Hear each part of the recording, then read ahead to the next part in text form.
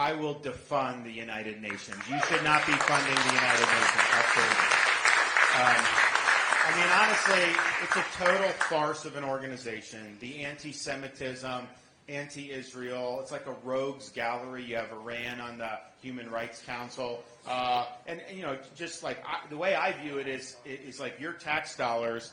It's not the government's money. I mean, like the Democrats will say, like, oh my gosh, you know, Biden gave you this or that, and I'm like, no, wait a minute, it's not his money, it's your money. So can I justify going up to a truck driver and say, hey, we need you to pay taxes so that I can send to the United Nations? No, I could not do that. And that's a contrast in this race because Trump funded it gladly all 4 years, and Haley was in the United Nations and justified funding the United Nations when she was testifying in Congress under oath. I've never had any use for it, and we will absolutely defund the United Nations. Governor, I just want to add one thing to it, which, and I carry the bill to defund the United Nations in Congress, and but I would like to point out one additional thing respectfully about the former governor and ambassador to the United Nations.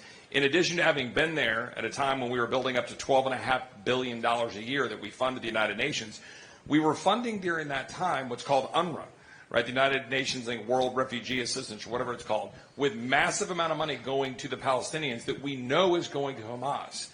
I think that we need leadership that would never do that, as opposed to just sitting there and accepting it while representing us at the United Nations. I think that matters in a case like this. We were funding our enemies that are now going against Israel and against our interests.